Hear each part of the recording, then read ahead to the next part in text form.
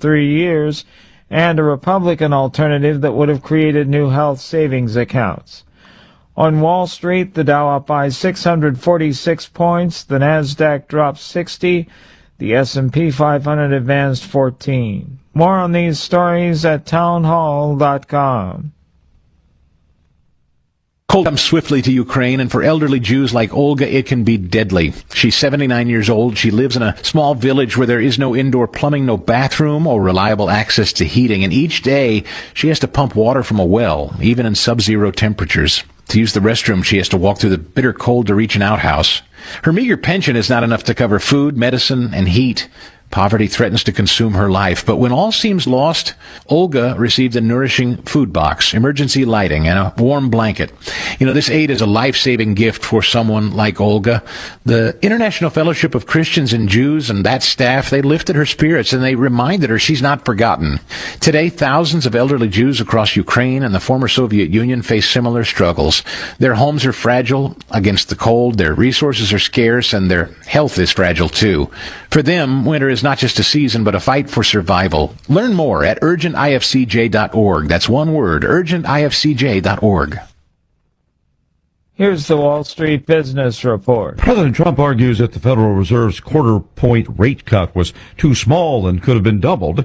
But former Ohio Congressman Jim Renacci observes that the Fed had good reason to be cautious. They're trying to get ahead of what they believe is a jobs market that is softening, inflation that's a little bit above target, economic data that is uncertain. So it's a good first step, and I believe it's really based on this softening labor market. Renacci is now with Salem Media. Disney will invest $1 billion and license its characters for OpenAI's Sora and ChatGPT images. Some new clips that are generated could even appear on Disney+.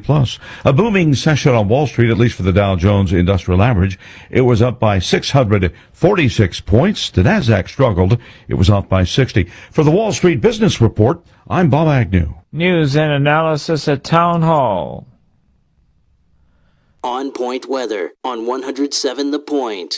Here's tonight's forecast. Clear and chilly this evening, the low temperature dipping down to 31. Beautiful tomorrow and for Saturday. For Friday, look for mostly sunshine-filled skies, a high temperature of 60, while on Saturday, 64 degrees and not a cloud in the sky. Sunday, we do have a 20% chance for a shower in the first half of the day. We've got a cold front coming early next week with a Monday high of just 40 degrees. I'm Cal Moss with your On Point local weather. WQXL Columbia, W264DF. From the Bart Fireside Studio, the solution for keeping you warm this winter. This is 107 The Point. This is The Point. Make thepointradio.com. This is Sports Talk with Phil Kornblut and Chris Bergen. Sports Talk is heard across the state on radio affiliates of the Sports Talk Media Network and is streaming live on SportsTalkSC.com, as well as Twitter, Facebook, and YouTube. The South Carolina Education Lottery lucky number to call in is 888-898-2525. That's 888-898-2525. Now, here are Phil and Chris with tonight's edition of Sports Talk. All right, here we go. It's a big Thursday night here on Sports Talk. Great to have you with us, Phil Kornblut, and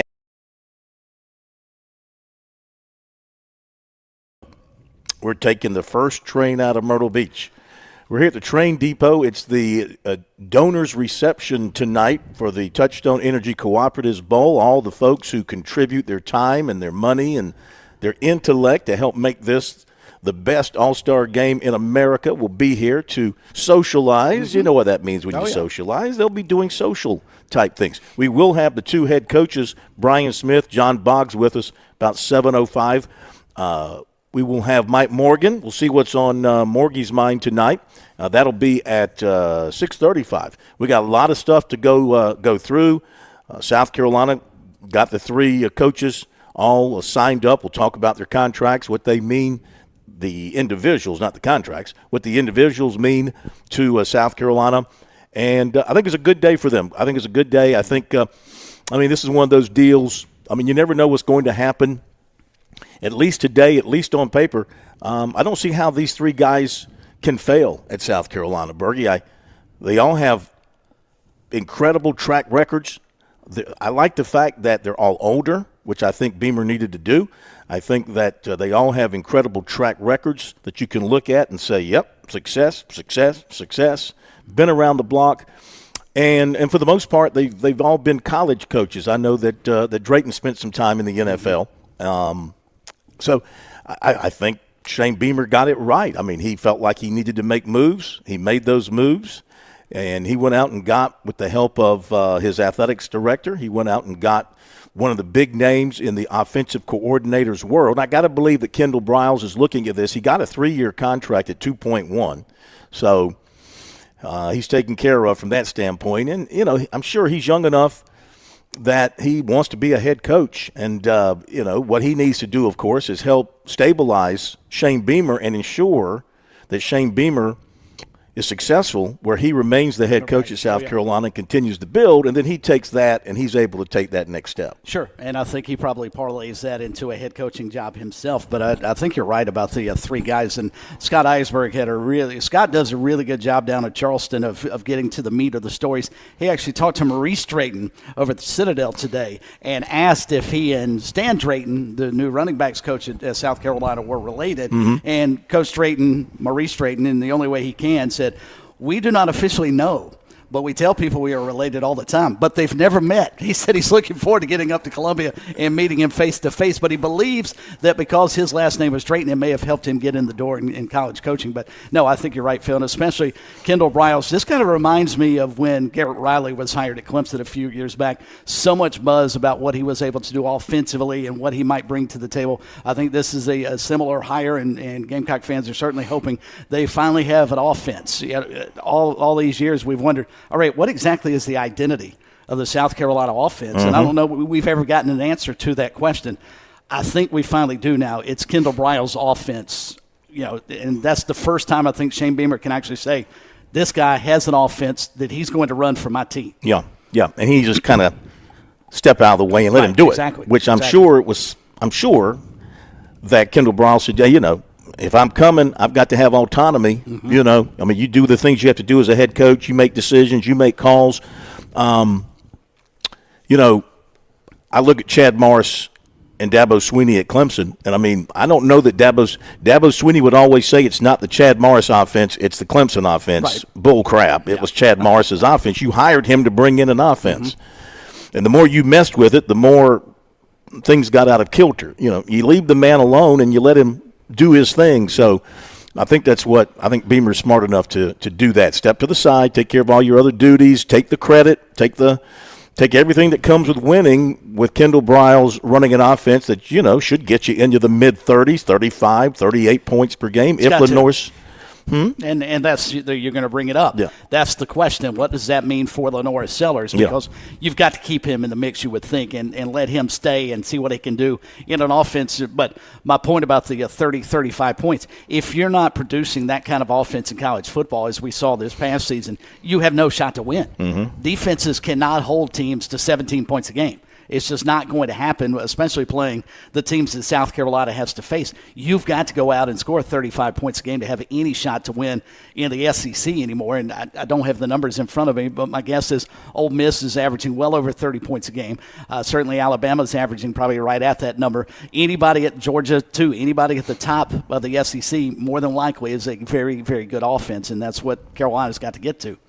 And it looks like, barring something unexpected happening, Clayton White will stay on as defensive coordinator because, he was mentioned with Tennessee, but they got their guy. Now, listen, there's still a round of big movement to come with the Michigan situation, and that's, what a bizarro deal that is. We'll get into that in just a little bit, but, when they decide to go, if let's just say DeBoer decides to leave Alabama to go to Michigan, does Alabama make but you can't, Sweeney still has, if they fire him, he's got the big buyout. If he does, there is a clause, I think there's a clause in his contract related to Alabama. Yes. Yeah, that's I have to go back and look at his correct. contract. Yes. If I remember correctly, it's I think a there's different buyout for Alabama. Mm-hmm. But my point was going to be, it's the point I brought up to Mike Morgan a couple of weeks ago, and he thought I had the tinfoil hat on. Yeah. If Alabama loses Kalen DeBoer, the first call I make is to Baton Rouge and get the guy who's wanted this job for years. I mean, you could get Lane Kiffin to come on, because Kiffin would do this. You think so?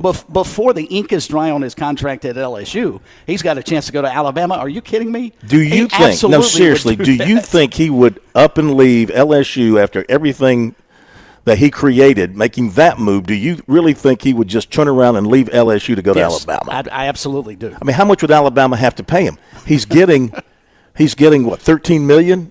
Mm-hmm. $13 million at LSU. What's Alabama going to pay? $15 million?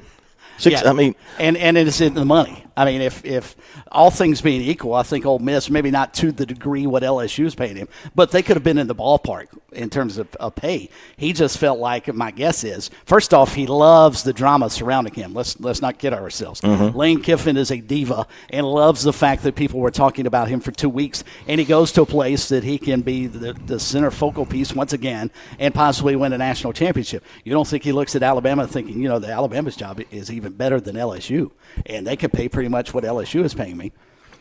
I can't see that happening, though. I just can't see. At some point, you've just got to put your flag in the ground and say, I'm staying I here. agree. You know, and most normal coaches, you wouldn't have a problem. Yeah. Lane Kiffin is not a normal coach. Well, nor this he is a true. normal person. This is true.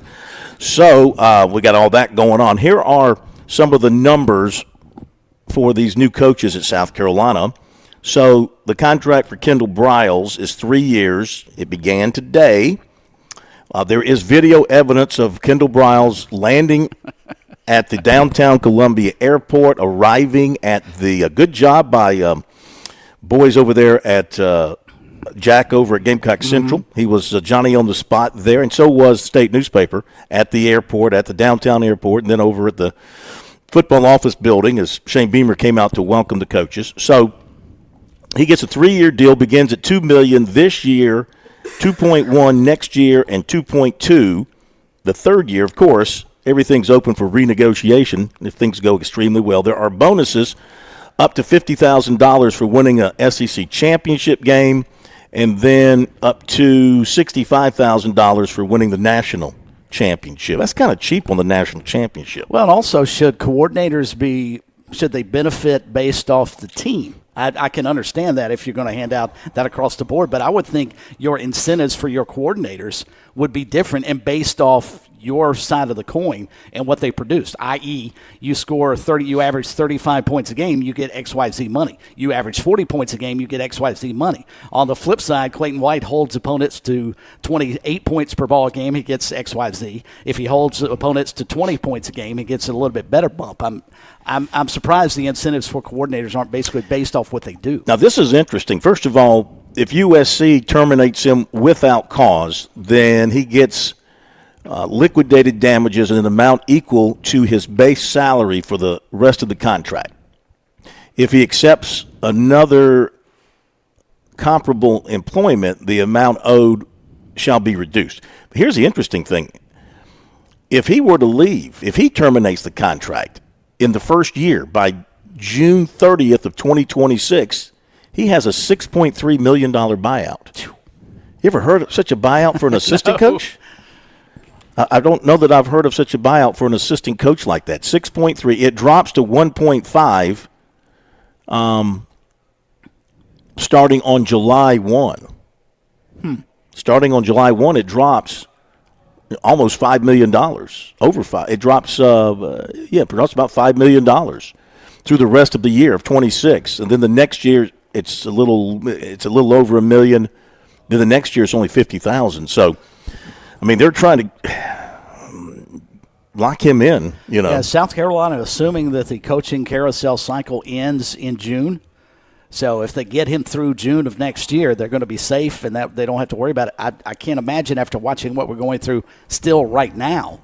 I would have extended that long into probably the start of the next season. I mean, August 31st. He has a $6 million buyout. All right, Stanley Drayton, running backs coach, and was he not also named assistant head coach? Did I not see that? Plummer, was he also named assistant head coach? You wrote our story. I don't remember. He was. Yes, he was. Okay. He was assistant head coach and running backs. Yes. So his contract runs for 3 years at $775, and again bonuses up to $50,000 for the SEC, $65,000 for the Natty, and his buyout. Let's see. Of course, if he without cause, they pay him what's left. If he leaves, he's got a first-year buyout through June 30th of 26 of $2.3 million. Drops to $581,000. I don't understand. I got to go back and look. I don't know that I've seen. I got to go back and look at other contracts. This looks kind of new to me. This might be some new negotiations. And then you've got Randy Clements, offensive line. And he gets a 2-year contract. He gets a 2-year deal at $725. Again, there's bonuses, and his buyout would be $1.4. Wow. 1.4. So. And Plummer brought up the real important part. They all three get cars, too. Oh, they got to get around. They got to have a car. And I'm surprised they don't have jets as well. All right, so South Carolina's got their 3. Meantime, it looks like Coastal Carolina is almost done. It appears. Word out late this afternoon from footballscoop.com and a couple of other places, including the Springfield, and I think this is probably the place to check, the Springfield Daily Citizen. It appears that Missouri State head football coach Ryan Beard is going to be named at some point in time Coastal's new head football coach, possibly before we're done here tonight, if not probably tomorrow. So that would eliminate, it appears, any speculation about Coastal hiring Clemson offensive coordinator Garrett Riley. So he is still, it appears, the Tigers' problem and not Coastal's new head football coach, at least if these reports this afternoon are to be believed. So what is Dabo Swinney doing? He started practice today. No media. They had practice today. His staff is still there except for the ones who left to go to Sanford. Right. He hasn't fired anybody. It's been highly reported, projected, discussed, talked about around the media in the upstate that he's going to make major changes. Hasn't happened yet. Mickey Kahn is still there. I'm not saying it's not going to happen. And now, you know, if you read the stuff up there the Clemson folks are writing, it was like he was hoping that Garrett Riley would get a new job. That didn't happen here. So Garrett Riley is still there. So what are you doing if you're Dabo Swinney? Are you going to ride this? I mean, you can fire coaches at any time, but now you've started bowl practice. Do you really want to disrupt your bowl practice by firing coaches? Are you going to wait till after the bowl game and do something? Who's going to be out there for you? Are you thinking I'm going to wait to see if I go to Alabama and let it be somebody else's problem? I mean, seriously, what do you think's going on there? What do you think? I don't know, and it goes back to our point about South Carolina and what they need to do offensively, and we talked a lot throughout the season. The Clemson offense just did not click the way we thought it should, nor did the Clemson defense. But when you break it down to brass tacks, Phil, the Clemson defense only gave up 20 points a game. The offense only scored 29 a ball game, and there were several games they got into shootouts and just didn't have enough to pull those games out. So I don't know. I certainly he can keep Garrett Riley. He had enough faith and confidence in him to hire him away, one of the big offseason hires that we've had in college football, at least from an assistant standpoint, in several years. However, I'm not sure that fan base is going to be overly excited about Garrett Riley sticking around. So do you listen to them? Do you go with your gut? Dabo's always gone with his gut. What he believes is what he's going to do. And you're going to get to a point, I think, it is probably, let's just cut bait, stick with Garrett one more season and see what he can do. The question is, all right, let's assume for a moment there are some guys on the fence about coming back to Clemson on the offensive side of the coin. We've already seen a running back that is jumping into the portal. Do they lose more players because they don't have confidence and faith in the offense, or would they lose more players if they got rid of Garrett Riley? These are questions that none of us know until Dabo makes or doesn't make a move. Time will tell what he decides to do. Dabo, he does things at his own pace, in his own way. You might think he's going to do something, and he'll do just the opposite, maybe just to spite you. He hears, he reads, he knows what Larry Williams is writing. He cites it all the time. So he might just say, you know what? I'm not firing anybody. And it may work. 90% of his decisions over his coaching career have worked. All right, we're going to hit the break. We got much more to come. Big Thursday from the beach. Be right back. Football season is upon us, and that means Columbia is welcoming fans from around the corner and across the country. No matter where you're from, Gamecocks love coming together for game day energy that can only be found in South Carolina's capital city. Book hotel rooms, find pre- and post-game activities, and plan your tailgate spread with local favorites from pimento cheese to barbecue at ExperienceColumbiaSC.com. We'll see you soon, and go Gamecocks!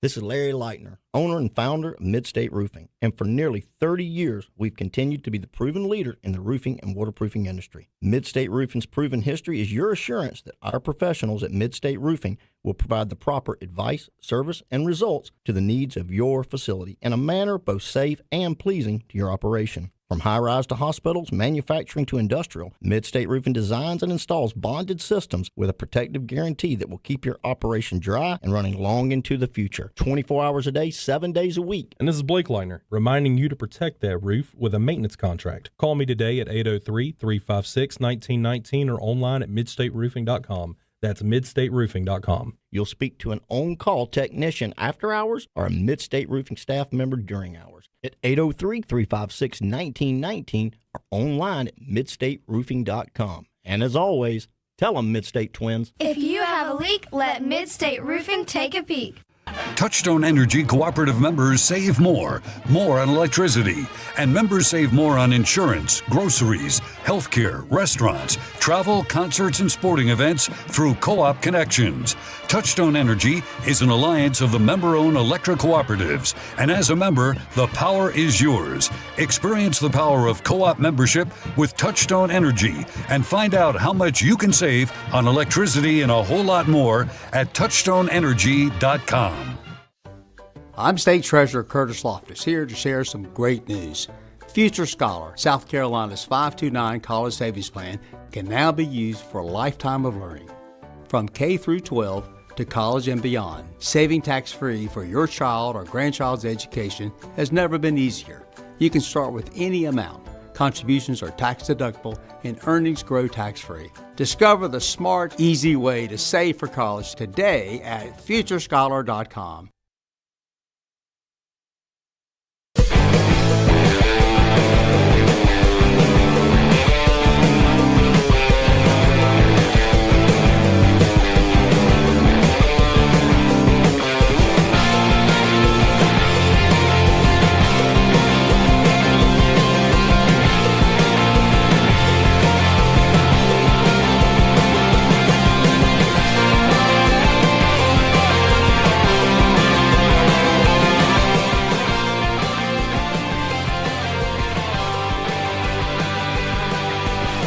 All right, welcome back. It's Sports Talk, big Thursday night. Phil Kornblue, Chris Bergen here in Myrtle Beach. The plumber, Josh Cohen, back in Columbia. By the way, I was going to ask you a question. So the thing about the Draytons, yes, which raises the question, like, are all Bergens related? Plumber, are all Cohens related? Very possible. I sure hope all Kornblues aren't related. Well, you tell us. You got a family letter the other day. You should have read it to us, and we could have figured it out. No, clearly not all Draytons are related. I just thought it was typical. You know, Scott Eisberg down in Charleston, we love him, but it's typical Maurice Drayton stuff, isn't it? I mean, that's why kids just want to run through brick walls for that guy, because he's awesome. But, yeah, I thought his comments were hilarious. No, we've never met, so I'm looking forward to getting up there and meeting him face to face. Okay, so here's the problem. Oh, by the way, no big surprise. Jalen Kilgore of South Carolina announced today he's leaving for the draft, so very good player. That's the case of Torian Gray taking a guy and building him up and making him into an excellent player. So they lose a really good player there in the secondary. The Sherron Moore thing at Michigan, he remains in jail. I think he has his first hearing tomorrow. Here's the really bothersome thing to me. All of a sudden now, all these people, media, agents, are coming out and saying, well, we knew this was going to happen. We knew this was coming. This has been the word, and you've got people saying this has been known, this situation with Moore and the female he allegedly assaulted and had been allegedly messing around with, well known in the building there at Michigan, and word, agents now are saying, media people are saying, well, agents have been telling me for months that this was going to happen. So You mean to tell me that in the Michigan football bill, this has got the same smell as South Carolina and Joe Morrison? Or, sadly, what we heard from Penn State before the Jerry Sandusky stuff really blew up. Yeah, knowing stuff and keeping it quiet. Mm-hmm. I think, oh, by the way, the Michigan AD was fired today. Yes, that's what I was going to say. Maybe that's why he lost his job as well, because he covered all this stuff up. But then again, obviously, if he knew it, as everybody else knew it, what about the Board of Trustees? What about other people, the president? What about the provost? What about others around the athletic program at Michigan all sitting on this? For a guy that, well, you shouldn't cover up anybody, but it's not like this guy had won your national championship as Eric Parsegan or something like that, or Bo Schembechler, somebody worth dying for. This guy's not at that category. But then again, I'm not saying you should cover up for anybody. No. Don't get me wrong. Mm-hmm. But this is really bothersome. This to me is the cover up is as bad as the crime, if you ask me. Indeed, and usually gets a lot more people involved. Had they been honest and upfront and got rid of Sharon Moore right off the bat, then you probably, the AD still has his job, and there's not an internal investigation going on, I'm sure, right now by the administration to find out, all right, who knew what when. Because I heard this earlier today, and I thought it was a really good point. Michigan won a national championship 2 years ago. Mm-hmm.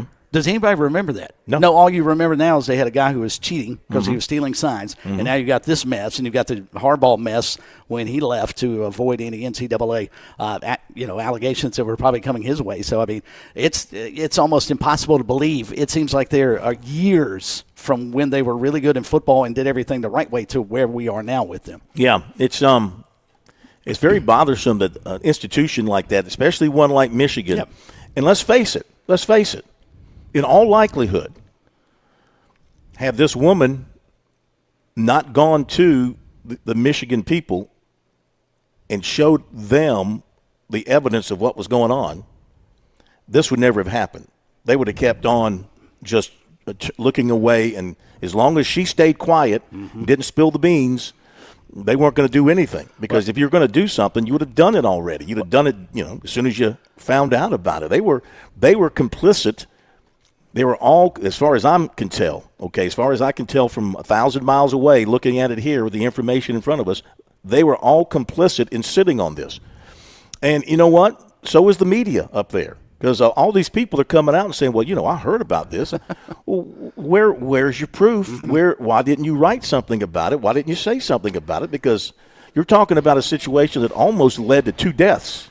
Yeah, a murder and a suicide. And my question is, too, are we going to start seeing that he actually paid her hush money to keep her quiet? Because allegedly she went from making $58,000 in 2024 to $90,000 the following year. So, wow. Shocking, man. Shocking. Okay, Mike Morgan is coming up after the break. Let's see what's on Mike's mind. That's coming up. On Point weather on 107 The Point.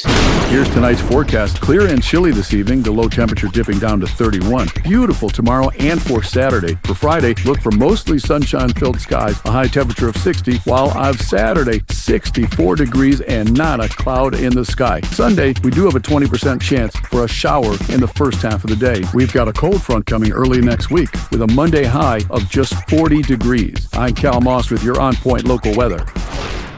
Hey y'all, this is Ted from Flight Dig. Join us at Hanger Provisions Holiday Market at the Shops at Flight Dig Saturday, December 13th from 10 to 3. Enjoy a day of holiday shopping with gifts, baked goods, home decor, children's toys, and a bouncy ride for the kids. Take pictures with Santa. Support our Giving Tree to help someone in need and earn a chance to win a holiday raffle. Proceeds benefit the Lexington County Foster Association, Reconciliation Ministries, and Lexington Aging Commission. Come and enjoy Hanger Provisions Holiday Market at the Shops at Flight Deck on Saturday, December 13th from 10 to 3. Thanks y'all and Merry Christmas. He left With SRN News, I'm Keith Peters in Washington. Homeland Security Secretary Kristi Noem has linked the seizure of an oil tanker off the coast of Venezuela to the Trump administration's counter-drug efforts. During testimony Thursday to the House Homeland Security Committee, Noem lauded the U.S. force's unusual move to take control of a merchant ship. Noem describes it as a successful move that's part of President Trump's efforts to combat drug trafficking.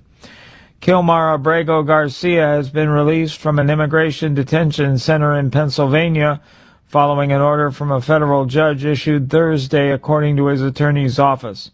He left the facility at 5 p.m. Eastern Time today. On Wall Street, the Dow up by 646 points, the Nasdaq dropped 60. More details at srnnews.com. Are you tired of that sinking feeling when the electric bill arrives? Does the phrase peak hours trigger anxiety and a headache? Do you suffer from chronic fatigue of watching your hard-earned money evaporate right into the power grid? You may be suffering from utility pain and anxiety disorder, or UPAD. Symptoms include sweating when running the AC, a fear of turning on lights, and a general feeling of powerlessness over your energy costs. It's time for you to try Solaris from Ken at Broker Solar. Broker Solar isn't a temporary fix, but a lasting solution with cutting-edge solar technology designed to address high energy bills at their source. Many clients have experienced immediate relief from high monthly payments with reports of increased home value and greater financial freedom. Imagine a brighter future for your home and your wallet. Side effects include the freedom to use your appliances when you want and a powerful sense of energy independence. Broker Solar, a brighter outlook for your home and wallet. Call us now, 803-807-7417. That's 807-7417 or online at brokersolar.com. How important is a good night's sleep? It's vital. Best Mattress is a local treasure. 97 years in the Midlands, family owned, with every mattress made here. Are you seriously going to order what you sleep on every night off the internet without trying it in person? There's 3 convenient locations for you to visit, so we can ask you the right questions and let you test the right mattress. In West Columbia, on Divine Street, or our newest showroom in Lexington near the amphitheater, bestmattress.net. This fall, discover a place where friendly faces greet you at the door. McCoy's Hardware of Lexington. Greg Lynette and their welcoming team make every visit a breeze with expert advice and genuine hometown care. No more endless aisles or big box blues, just quality products and people who want to know your name. For every project, big or small, find what you need and a neighborly smile at 2028 Augusta Highway. Shop local. Shop happy. McCoy's Hardware of Lexington. When your temperatures swing, your comfort shouldn't. At Sweet Comfort Services, we make sure your system's ready for anything. Get our $99 preventative maintenance, a full inspection and tune-up that keeps your equipment efficient, reliable, and safe. Thinking it's time for an upgrade? We offer estimates on new Goodman and American Standard systems. You'll get honest advice, fair pricing, and expert installation. No gimmicks, no surprises. Call 803-331-8143 or visit sweetcomfortservices.com to schedule today. If you're feeling the weight of the world, how about visiting Spa MD in West Columbia? Marcy and her team can provide that perfect massage for individuals or even a couple. Lainey's been several times. She comes home completely revitalized. For a gift, if you're in the doghouse, or just because you love her, check out their options at visitspamd.com or call 251-9400. Leave your stress behind because you know what? You deserve this getaway. Spa MD, 251-9400.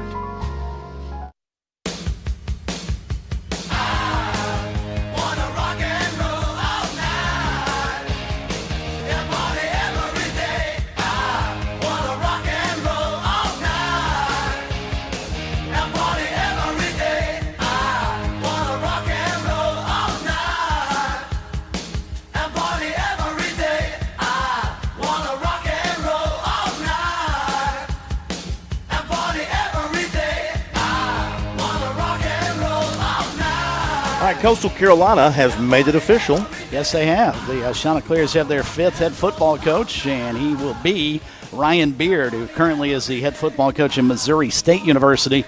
They actually canceled their bowl press conference today. Missouri State taking on, ironically enough, Arkansas State out of the Sun Belt in the upcoming bowl season. I have no idea what that means for Ryan Beard as to whether or not he will be coaching that game. My guess is probably not. They'll more than likely name an interim head coach, but he was introduced at Missouri State back in December of 2022, just 33 years of age at that time, guided them from the FCS now up into FBS level. They made the playoffs at the FCS level in 2020 and also 2021, the school's first postseason berth in 30 years. His defense, he's sort of known as a defensive-minded guy, also produced 4 All-Americans, 18 All-Conference standouts, and 3 NFL players. So the Chanticleers have their replacement, Chance Miller, plucking Ryan Beard from Missouri State. All right, look forward to meeting him him and getting to know him and following his career with the Chanticleers. Now it's time for another visit with Mike Morgan. Morgan on the Move. What is on Mike's mind? Brought to you by Play It Again Sports in Harbison. Chris Mosley runs the best sporting goods shop in the Palmetto State with all the things you'll want to buy, sell, or trade. Best selection, best prices, great friendly staff. That's Play It Again Sports in Columbia. Sponsored by Mid-State Roofing, South Carolina's leading roofer for over 30 years, protecting what matters most. Uh-oh, guess what day it is? Mike, what day is it, Mike? Leslie, guess what today is? It's Mike Day. Woo-hoo!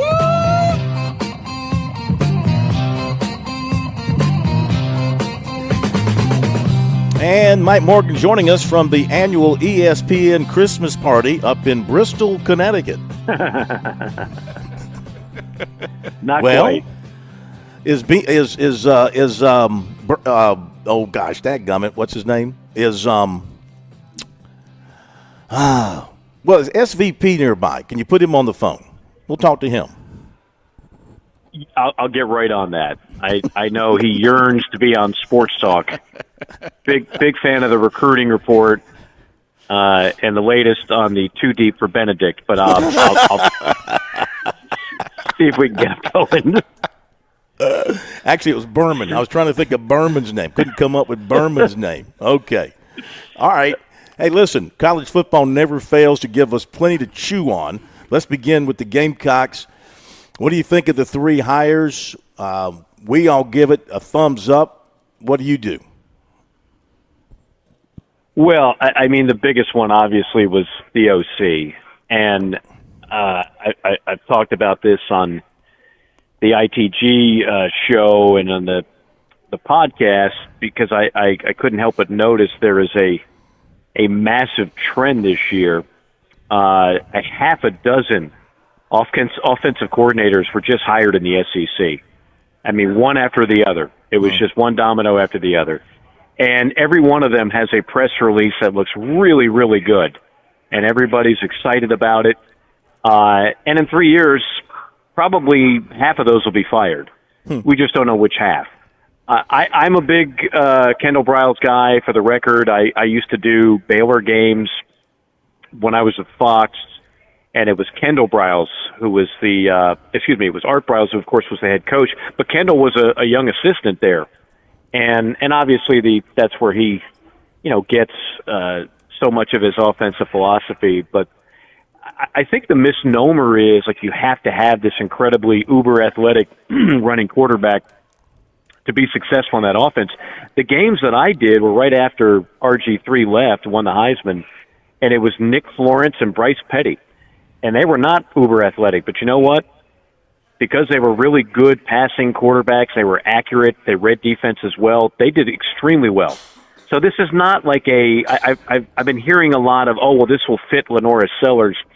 Lenora Sellers at most will be back for one more year, and you don't have to have Lenora Sellers. In fact, you could have a quarterback that is not nearly as athletically gifted, but is more skilled at the other things that involve the quarterback position, who will do very well in Kendall Briles' system. So this is a guy that I think no matter who the quarterback is, I almost said under center, but nowadays everything's out of the shotgun, it seems, that I think Kendall Briles offers a lot. I think due to the scandal years ago, he has been, quite frankly, held back a little bit. The other thing I look for when hires like these are made, is it a guy that just had success at one place, or is it a guy that had success at multiple places? And he is a guy that has had success at multiple places, whether it's SEC at Arkansas, whether it's at TCU, a number of different spots. So, it all adds up to me to be a very good hire. I still maintain that not everything that went wrong with that offense last year was based on the last play caller. And I think that's a very convenient narrative. Makes you feel like, they got rid of him, so therefore everything's going to be great. It wasn't great 2 years ago, if we're going to be honest about it. It had some really high moments. but it wasn't fantastic. So, there's been a lack of great offense through multiple offensive coordinators at Carolina, and it'd be nice to see and refreshing to see an offense that could actually light it up a little bit and be top 5 in passing and be top 5 in scoring. These are things that should not be out of the realm of possibility for an SEC program such as South Carolina. So maybe Kendall Briles can turn the corner and make that become a reality. Well, Mike, and that's what I was going to ask you. How do we judge success of Kendall Briles? Does he have to score 30 points a game? Does he have to score 35 points a game? Does he have to roll up 450 yards per offense? I mean, where would you see sort of the crucible that he has to get to for it to be a successful offense?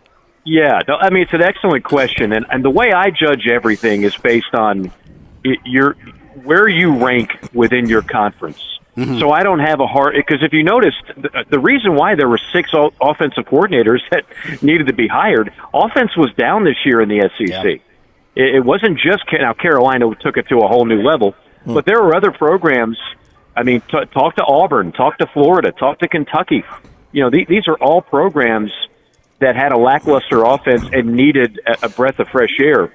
So I'm less concerned about what the total number is on yards or points. But I'll go back to what I said. I want to see a top 5 SEC offense at Carolina. And at some point, of course, you can't just keep recycling offensive coordinators. At some point, that should be able to happen. Carolina has recruited well. Carolina has gotten a fair amount of players in the portal.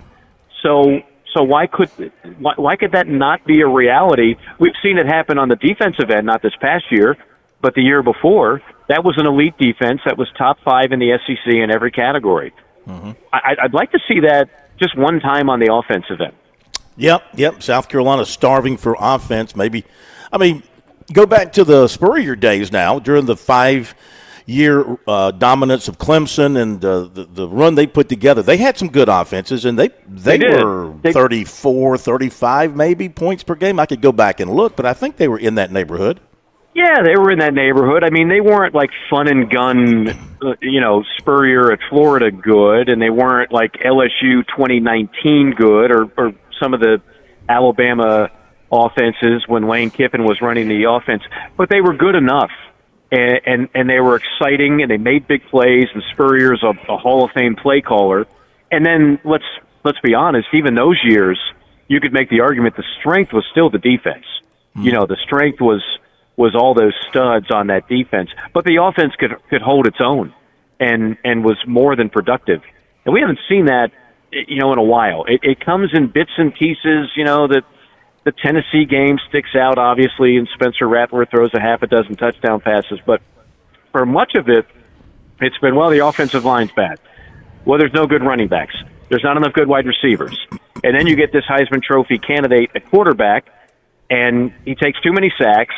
He makes too many mistakes, and the offensive coordinator is running an offense that's not fit to the personnel. So you add all that up, and you had a really disappointing offense. And there's talent on that team, whether it's Sellers, whether it's Harbor, whether it's the great crop of receivers that they brought in.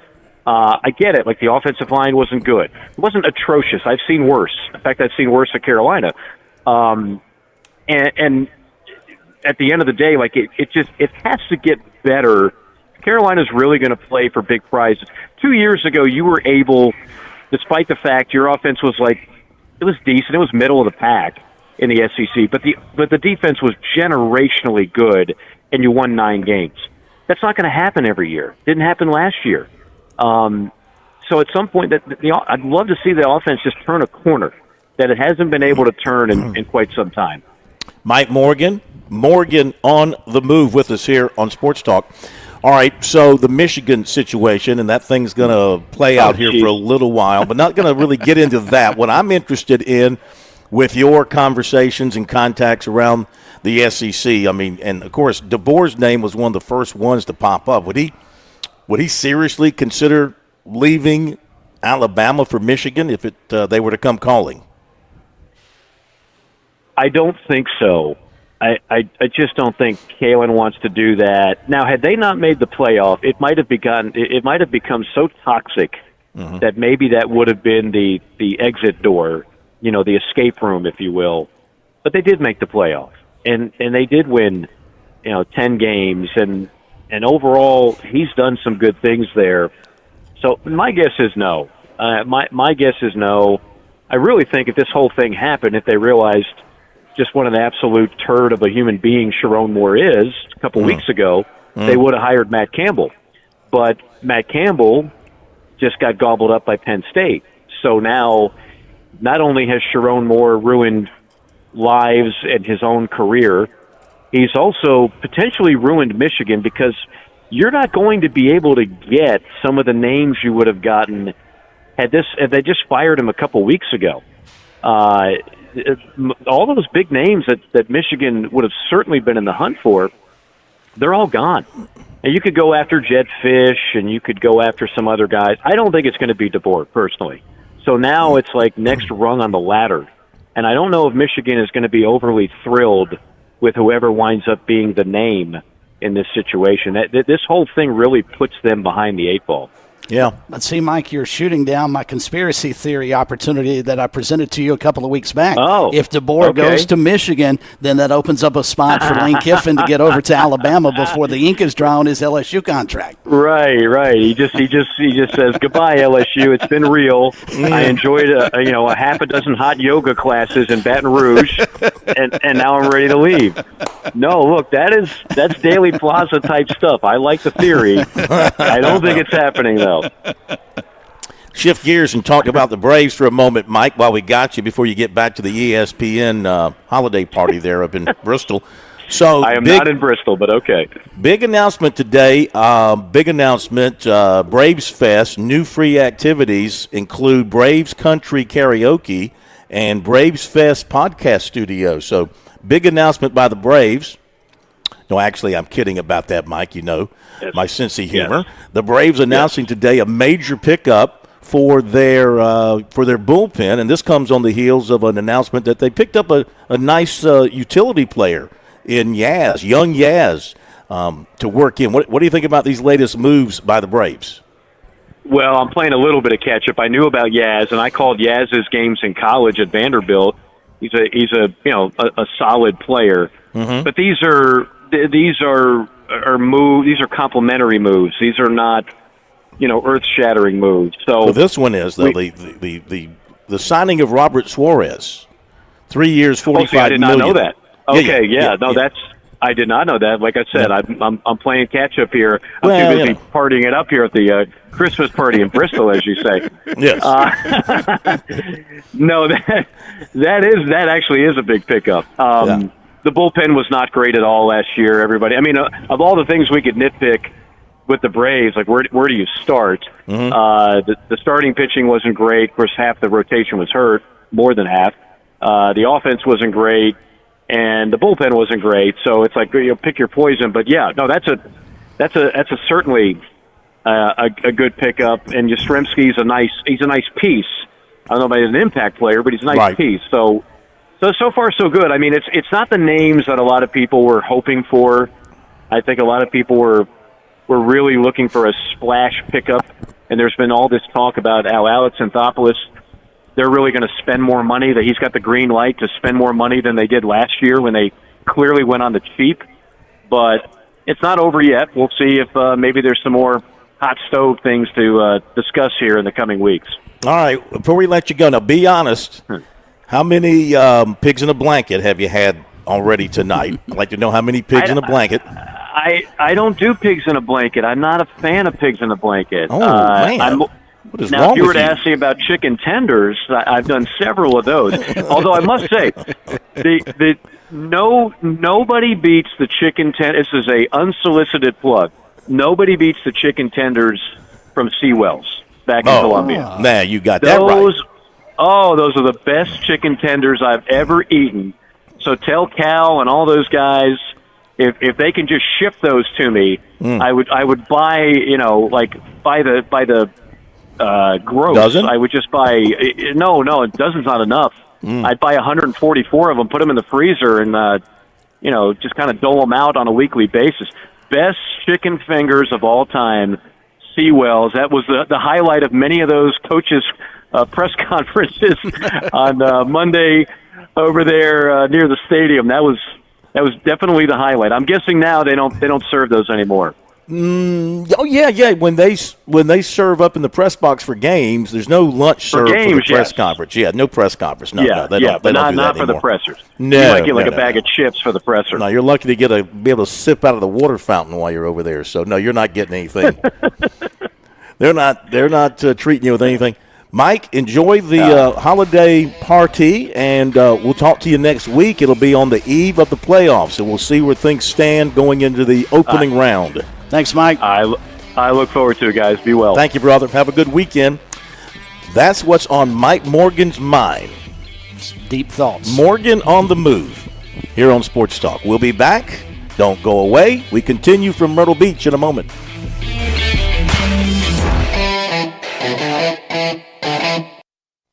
Your home is where your memories live. It's where you laugh and where you love.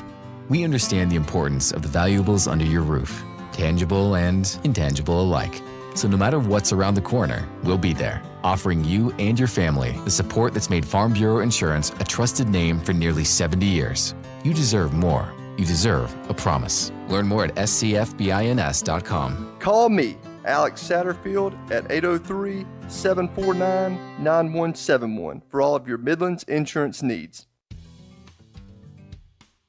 The holidays are here, and Founders Federal Credit Union wants to make them brighter. Right now, when you open a home equity line of credit, you'll get up to $750 toward closing costs. That's more in your pocket for home improvements, debt consolidation, major purchases, unexpected expenses, a vacation, or getting caught up on your Christmas presents. The possibilities are endless. Imagine starting the new year with financial flexibility and peace of mind. But hurry, this special offer ends December 31st. Save more and make this holiday season one to remember. Plus, you'll enjoy competitive rates and flexible terms designed to fit your budget. Don't miss this chance to turn your home's equity into the gift that keeps on giving. Visit foundersfcu.com/HELOC for more information. Membership qualification required. Institution NMLS identifier number 410646. Equal housing lender. See website for details.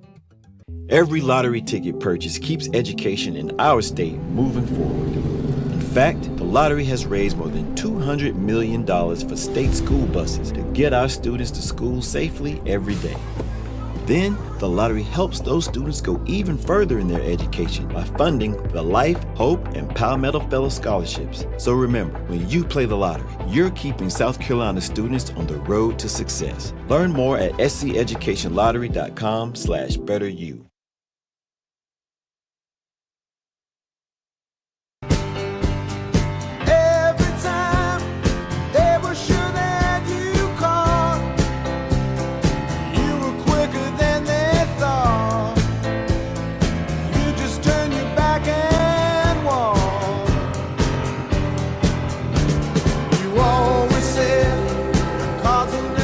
All right, thanks to Mike Morgan. If you missed anything on a given night, like a Mike Morgan or anything else, Jeff Owens will be with us at 7:35 to talk about the NASCAR settlement with Michael Jordan and his team today. I hope he understands it.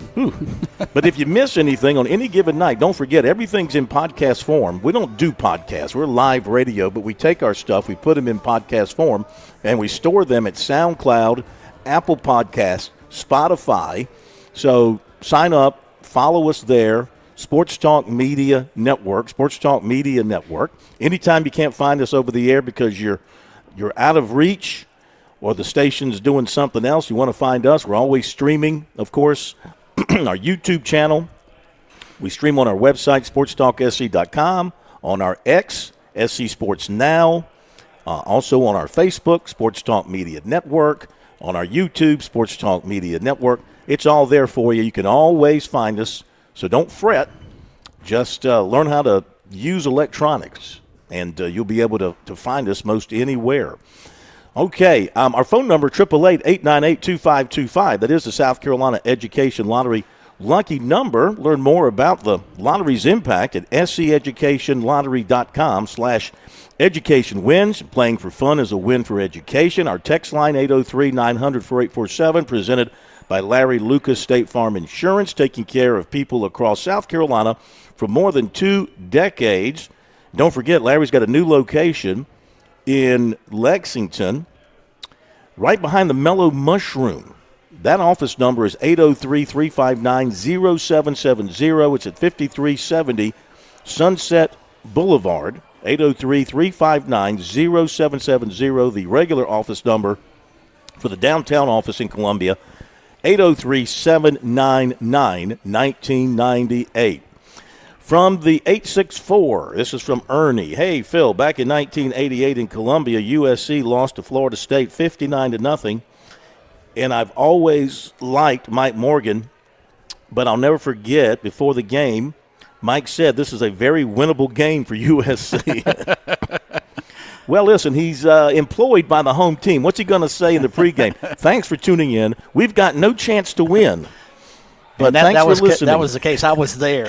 And, that was, gosh, I went to the game as a fan with a friend of mine who was a Florida State fan. And, boy, he had a lot better time watching that game, watching this time. I mean, that was Deion Sanders and those guys. I mean, that was when Florida State football was Florida State football. Oh, yeah. All right, from the 803, I think this is Hank. Corn, the woman was complicit also. True. Because it was reported that she and he were questioned about the affair during this past summer, and she denied anything was going on. But nobody, this is me now, okay, but nobody apparently believed it. If all these reports now of people saying, well, there were rumors going around, there was talk going around. I was hearing from agents. How many reporters have come out today and said, well, I was hearing from agents that this was going to happen, blah, blah, blah, blah. So they might have denied it, but they sure didn't believe the denial, I bet you. And also, Phil, and the texter is correct that she was complicit, but let's also keep in mind he was her superior. So he is more complicit in it because what's she going to do? All right, here's a $90,000 job. You don't, if you don't live up to your expectations, let me try to find a polite way to phrase this, you'll be out of a job. Yeah. I mean, you can say she's complicit, but is she really? I mean, how much, if that's the case, and we'll find out in the coming months. Well, it takes two to tango. And no doubt. But obviously, in the workplace, he broke every rule that's there, and they apparently knew about it, you know. Not good. Russell from Anderson. All these seemingly positive coaching hires by the Gamecocks has me ready to be hurt yet again. Come on. Life of a Gamecock fan. Come on, Russell. You got to think more positive. Be positive. There's no way these guys fail. Mark it down. Write it down. Burn it into your skin. There is no way these guys fail. I don't see it. Be right back.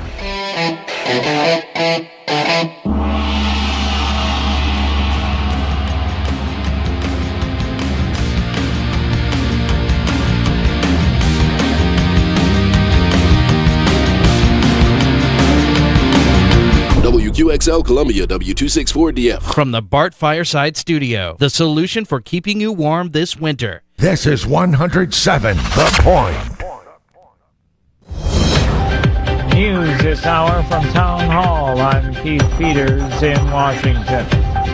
Homeland Security Secretary Kristi Noem on Thursday linked the seizure of an oil tanker off the coast of Venezuela to the Trump administration's counter-drug efforts in Latin America. It was a successful operation directed by the president to ensure that we're pushing back on a regime that is systematically covering and flooding our country with deadly drugs and killing our next generation of Americans. The use of U.S. forces to seize a merchant ship was a sharp escalation in the administration's pressure campaign on Venezuelan leader Nicolas Maduro, who's been charged with narco-terrorism in the United States. Meanwhile, Nobel Peace Prize laureate Maria Corina Machado has made her first public appearance today, waving to an emotional crowd of supporters from a hotel balcony in Oslo. Correspondent Ed Donahue has more. Venezuelan opposition leader Maria Corina Machado has appeared in public for the first time in 11 months. In this hour, and I assure you that I am very hopeful. Machado is the recipient of the Nobel Peace Prize and was expected to make the award ceremony yesterday in Oslo, but couldn't make it on time. Machado says the U.S. helped her get out of Venezuela. I would have done everything to prevent me from coming. They did not know where I was in hiding in Venezuela, so it was hard for them to stop me. It was rude. Machado says decisive action by the U.S., including the seizure of an oil tanker, have left the government of President Nicolas Maduro at its weakest point. I'm Ed Donahue. Kilmar Abrego Garcia has been released from an immigration detention center in Pennsylvania following an order from a federal judge issued Thursday, that according to his attorney's office. More details at townhall.com. We have reached the age where things just cost more. Cars, phones, life insurance. Your blood pressure is up. Your weight is up. You're one to talk. I have type 2 diabetes, so I'm getting dinged just like you. Thank goodness for Big Lou. Big Lou! Big Lou can get term life insurance rates for a 50-year-old male with type 2 diabetes or high blood pressure, or maybe he's on anxiety meds for just around $200 a month for $1 million of coverage. Oh, you gotta say that again. Go ahead. Okay, I'll say it. Big Lou and term provider could get a 50-year-old man, a little dinged up, $1 million in life insurance for around $200 a month. Call Big Lou. Big Lou! He's like you. 800-555-2085. That's 800-555-2085. Don't put it off. If you're overweight, diabetic, have high blood pressure, you gotta call Big Lou. Gotta. 800-555-2085. Write it down. 800-555-2085.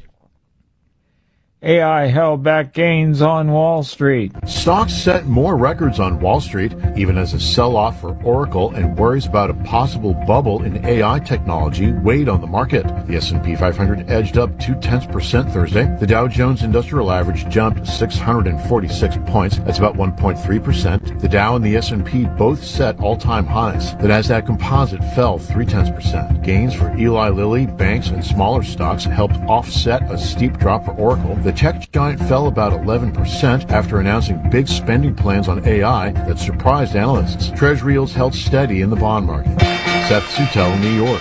Disney is investing $1 billion in OpenAI to bring characters like Mickey Mouse and Luke Skywalker to the AI company's Sora video tool. News and analysis at townhall.com. From Washington, I'm Keith Peters. On-point weather on 107 The Point. Here's tonight's forecast. Clear and chilly this evening, the low temperature dipping down to 31. Beautiful tomorrow and for Saturday. For Friday, look for mostly sunshine-filled skies, a high temperature of 60, while on Saturday, 64 degrees and not a cloud in the sky. Sunday, we do have a 20% chance for a shower in the first half of the day. We've got a cold front coming early next week with a Monday high of just 40 degrees. I'm Cal Moss with your on-point local weather. WQXL Columbia, W264DF. From the Bart Fireside Studio, the solution for keeping you warm this winter. This is 107 The Point. This is The Point. Make thepointradio.com. Welcome back to Sports Talk on the Sports Talk Media Network. You can reach the guys with the South Carolina Education Lottery lucky number, 888-898-2525. That's 888-898-2525. Now back to Phil and Chris with the second hour of Sports Talk on the Sports Talk Media Network.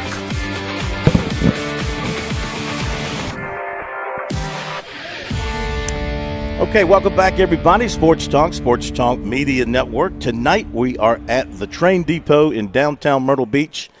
It is the Donors Social taking place, kind of celebrating a year's worth of work that they have put in to this event here in Myrtle Beach. The Touchstone Energy Cooperatives Bowl will have the ball game. It'll be airtime of noon on Saturday and kickoff at 12:30. Coach Ted Luckadoo will join me in the booth, and Coach Scott Early will be on the sideline. Today, the players had 2 more practices, one in the morning and one in the afternoon, and then in between, they went to the Target for their annual shopping spree with some youngsters from the Myrtle Beach area. Needless to say, didn't want to say it, a great time was had by all, especially, well, I think the players enjoy it just as much as the kids do, to be quite honest with you. And it's a great thing. The Touchstone Energy people, Bob Pauling, Chase Toller, their whole group, they do a fantastic job. They give the players $150, 2 players, 1 kid. They give the players $150 to spend with the kids. And if they happen to come to the register and they're a little bit over, $5, $10, $20, even more, they don't want the kids to have to give anything back. They don't want to say, So Bob Pauling is there with a wad of cash, and he's handing out the money. He's going to the register, and he's filling in the gaps. And that's fantastic. Such a great story. Yeah, it's fantastic. He's a great guy, former Clemson kicker, and he and his wife are here. They're very actively involved. It's just a great thing. It's something that this was started by a former Myrtle Beach football player under Scott Early who went to play at Virginia Tech. I want to say his last name was Fry. Does that ring a bell? I think his last name was Fry. And he made it. I think he made it to the league, made some money, and he gave money back. And this is what he did. He started this thing. It's small. It started off small, and then it's become the big part of the week for these folks to get together and do this. So much appreciative of everybody that's involved. It's a great thing to see. If you go to our website, if you go to our Twitter. SC Sports Now, you can see some video that I shot of the entire group, the players and the kids all together after the shopping spree was complete. And, they're just as happy as they could be. I guarantee it. Yeah. By the way, Mickey Wilson is in search of our 2 guests. So they may be stuck in the construction traffic trying to find a place to park. So it may take a minute, but he said he would send them out here. Okay. Well, hopefully we'll get them here. We'll adjust. What we'll do is we got Jeff Owens coming up at 7:30, so to talk about the settlement. What we'll do is I'm sure Jeff is not doing anything. We can call him early and talk to him, and then that'll free up the last half hour to get the coaches on, I hope. So they may still be trying to get here. The players tonight are over at they were at the help me out. Golf. Top Golf. Very cool. Yeah, they're over at Top Golf having a big time and hitting some golf balls and talking trash and being fed. Got one more practice tomorrow morning, and then that's it. So they've only practiced. They practiced twice on Wednesday, twice today, and they'll practice tomorrow. That's a change, isn't it? Because they used to practice for the entire week, didn't they? This goes back. Scott Early changed this about 3-4. I think it was right around COVID. Yeah, coming back from sense. COVID. And let's be honest, it's a budgetary thing as well. Cutting 2 days, but they also believe that they could get everything done practice-wise. They could get everything done in 3 days without wearing the players out, without beating them up and all that kind of stuff. So they kind of felt like that was good enough to get it done. And seems to be okay. The weather on Saturday is supposed to be fine, 60 degrees. Going to have one more good day before this nor'easter or this Arctic blast hits us the first of next week. So get one more good day. So come on down to the beach. Watch some of the best high school football players in South Carolina. If you can't make it, we'll have it for you on our network across the state. We'll talk more about that tomorrow night. We'll post information about the stations for you so you can find all that. Our phone number, 888-898-2525. If you want to join us, got a few more text messages. The line there, 803-900-4847. And we got some recruiting coming up. We'll do that here in just a moment. Hey, Jeff is ready. The plumber has taken it upon himself. Do you want to go ahead and talk to Jeff? Sure, let's do it. All right, let's go ahead and talk to We won't run his theme because it takes too long and it's not really racing season, so we'll hold that. No, Jeff this Owens, is silly season if there ever was such a thing. Really. So Jeff Owens, our man on NASCAR, is joining us because it's a big day in NASCAR, the settlement of the much-talked-about lawsuit between the Jordan team and the Hamlin team, the Jordan Hamlin group, suing NASCAR, et cetera, and they were starting to get deep in there in the trial. Jeff revealing some stuff about NASCAR and their expenditures and how much they make, etc. Things that you really want to keep secret from people, starting to come into the public. And so they reached a settlement today. So tell us what you think, what you know about everything that went down.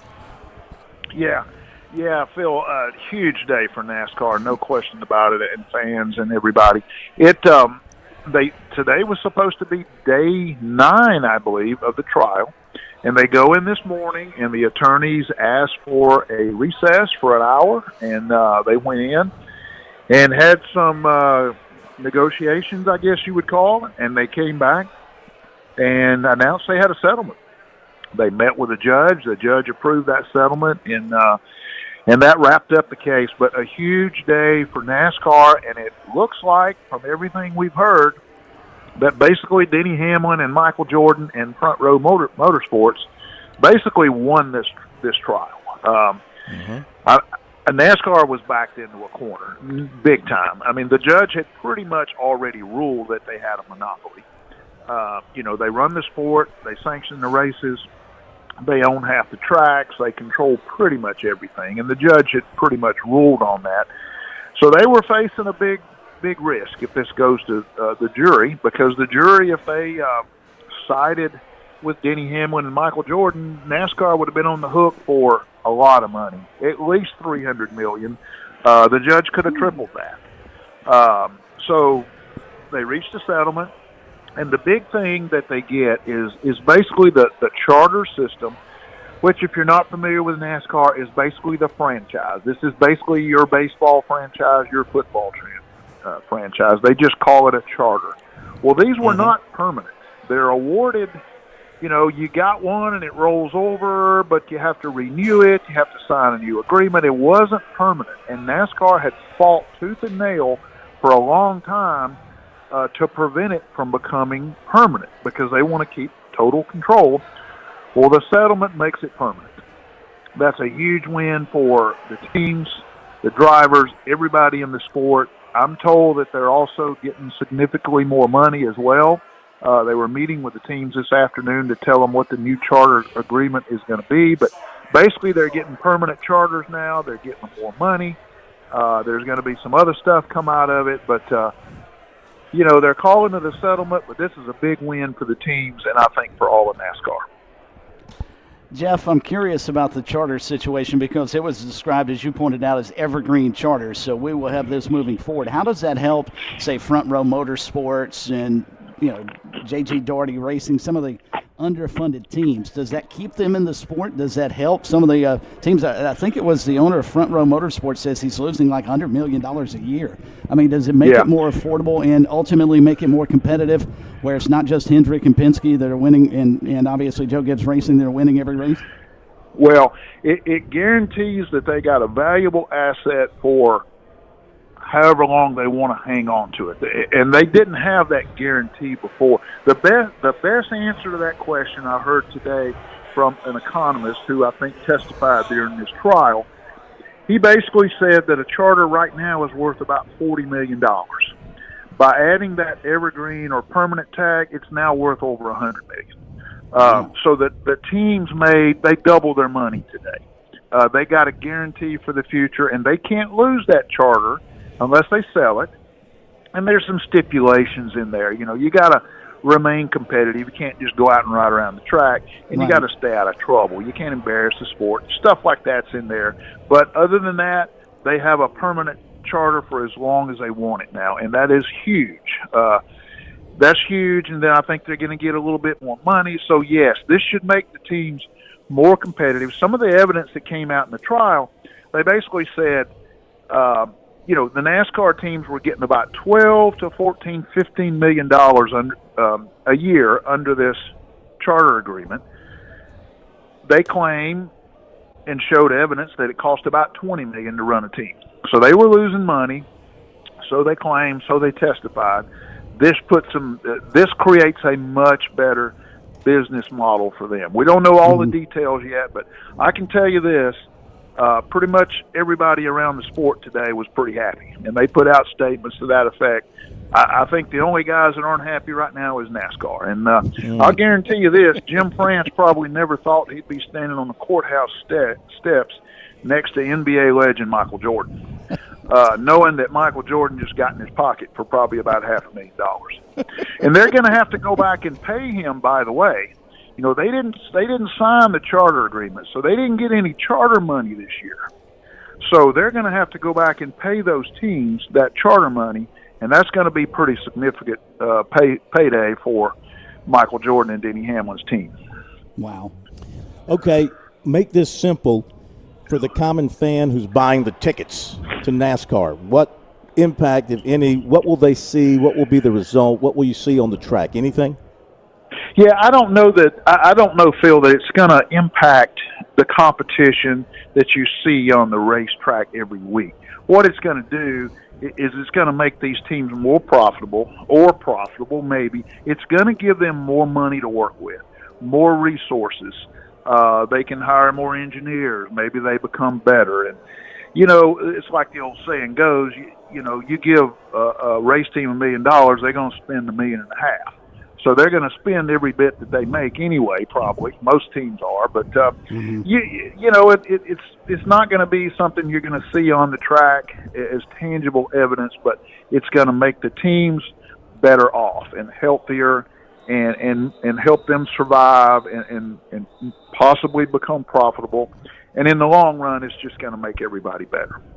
All right. The fact that every big team owner came out today and supported this and was really happy, including Hendrick, Gibbs, and Penske, that kind of tells you that this was a big win for the team. No doubt. And it keeps Michael Jordan in the sport. Absolutely. And he was, I'll tell you what, you don't hear a lot from Michael Jordan, but he was pretty candid today, and he basically said, that they did this for the betterment of the sport, not for just them, but for all the race teams out there. And I'm going to tell you, I think most of the sport right now should consider, and I believe they do, Michael Jordan and Denny Hamlin to be a hero to those guys because they went to bat for them. They put their future on the line for the whole sport, and they came out winning today, and they need to get tremendous credit for that. Okay, my friend. Thank you, Jeff. We appreciate Jeff. you jumping on board a few minutes early. We do have our coaches here with us, so we'll let you go, and we'll talk to you again soon, my man. Thank you. Jeff Owens. In the fast lane. In the fast lane. We're going to hit the break, and the coaches will be joining us here in just a moment. I imagine they had a little bit of trouble getting parked. They're doing a lot of road construction and work around this building, and the parking is not easy to get to. I really thought you were giving me a hard time. You were hazing me a little bit. Yeah, we're doing the meeting over there because I came over here earlier today and there was, bulldozers, and I said, no way they're doing it here. Yeah, Phil's pulling a fast one. Yeah, they're digging up this place and improving the area is what they're telling us. Back with the coaches in just a moment. You were always more than my mom. You were my role model, my best friend, and biggest supporter. You filled my days with unconditional love, and you also prepared for the day when you couldn't be here. Because of the woman you were back then, I'm able to be the woman I am now. Your planning made this moment possible. Set your family up for life. Southern Farm Bureau Life Insurance. Your friends for life. Life insurance isn't for you. It's for those you love the most. For a complete insurance review, call Buddy Bridges in Lawrence County at 864-923-2174, serving Lawrence, Clinton, and the shores of Lake Greenwood. Southern Farm Bureau Life Insurance Company, Jackson, Mississippi. Not licensed to do business in all 50 states.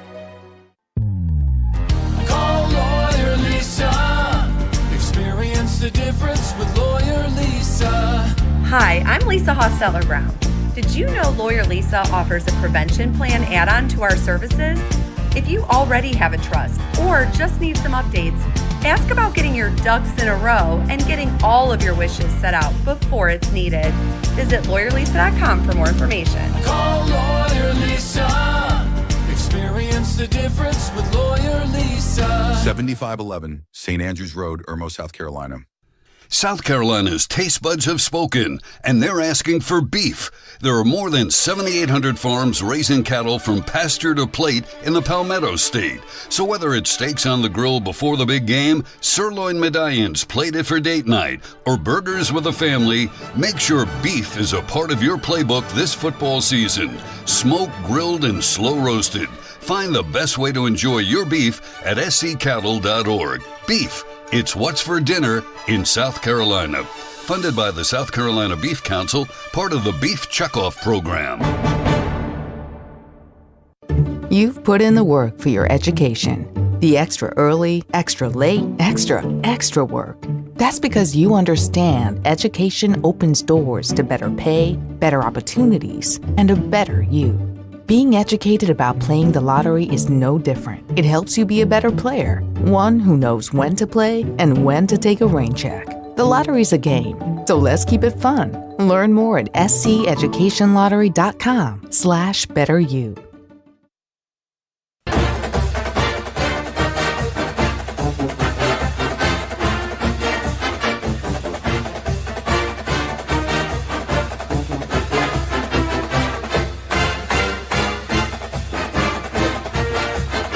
Welcome back, everybody. It is Sports Talk Media Network, big Thursday nights.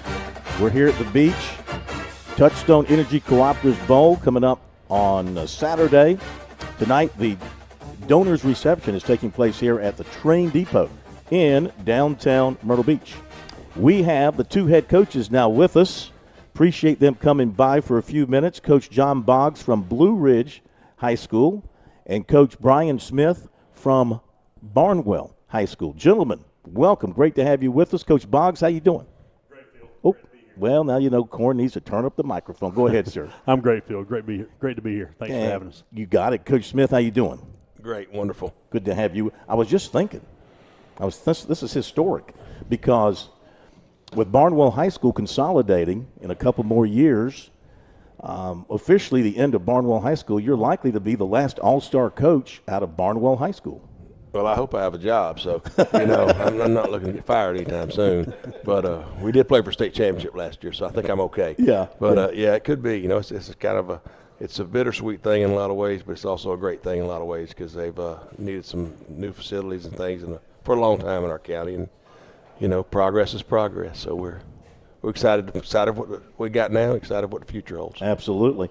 All right, Coach Boggs, let's begin with you guys up in the north. What do you think of your practices so far, and just the way the guys have looked to you in the couple of days of practice?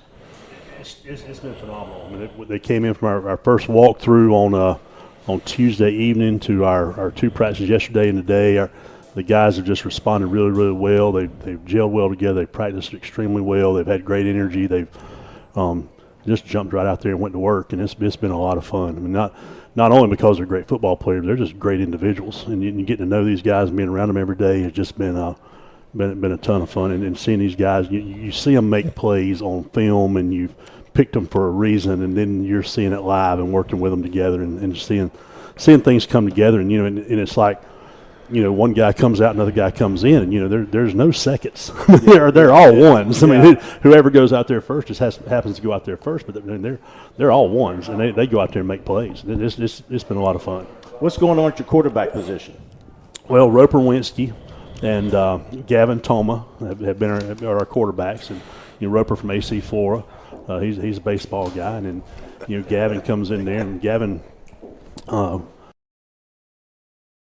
I've coached Crane up there.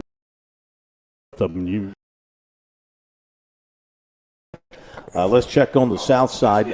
Coach Smith, what do you think of a couple of days of practice with your guys? What do you see and what are you trying to do out there? It's been great. You get out here and you got so many good football players. You start talking to these kids, and we got kids going to Florida State. We got kids going all over. We got kids going to Richmond, and we're talking to them about where they're going to school, and some are still looking, but there's so much freaking talent out there every day. It's just amazing.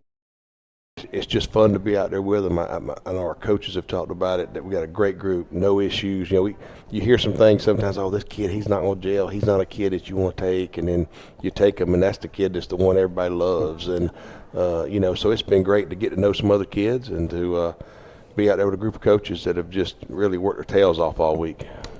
Your quarterback situation looks like this going in. My quarterback situation, we got 3 guys. I swore we weren't going to take 3. And swore we're taking 2, and then we came in and took 3. So, and all 3 of them had such phenomenal seasons. I mean, you look, we started out the year knowing that we were going to, Aiden McCarthy from Bluffton was going to be one of the ones that we really loved. We loved him from the jump. We loved he just, every time I looked up on Twitter, I'd see his highlights, it seemed like every week. And then, we go over there on Daniel Island and get Quinn Mahoney from Bishop England, and we give him a hard time sometimes because he's running around. He pulled the ball today and ran 80 yards down the field with it, and he didn't need to. We hollered, "Run, Forrest, run" at him because he just kept going. He's that kid. He's that kid that brings. They all 3 are. The biggest thing is they all 3 can play. They all 3 can run. They all 3 can throw. But they're all 3 leaders. And the kids have gravitated to them. The receivers feel comfortable with them, and it's just what you look for in a quarterback, and any one of them is phenomenal. Coach Boggs, what do you think about the way your guys, in just a short amount of time, trying to mold these guys into a team and trying to get a bunch of all-stars? They're obviously coming off successful careers, and a lot of them coming off championship teams or successful teams, but you got to mold them into a team where they put all that aside and come together. How do you feel you've been able to do that with this group? They've picked up on everything really, really fast. That was the thing that we were all amazed at as coaches, is how fast they pick things up. And somebody was talking, kids' football IQs are a little bit higher today than they were years ago because I'm holding up the phone. They've got these phones here, and they're always reading stuff and looking at stuff and learning. And so I think that's helped because they understand the lingo a little bit, even though the language may be a little different from one school to the next. But I think as much of that takes place off the field as it does on the field, as they're spending time, going to eat together and spending time, they're at Top Golf tonight, playing together and going out and doing all those things, and so just having fun off the field and getting to know each other. I think that has as much to do with it as anything else, because those are the things they're going to remember.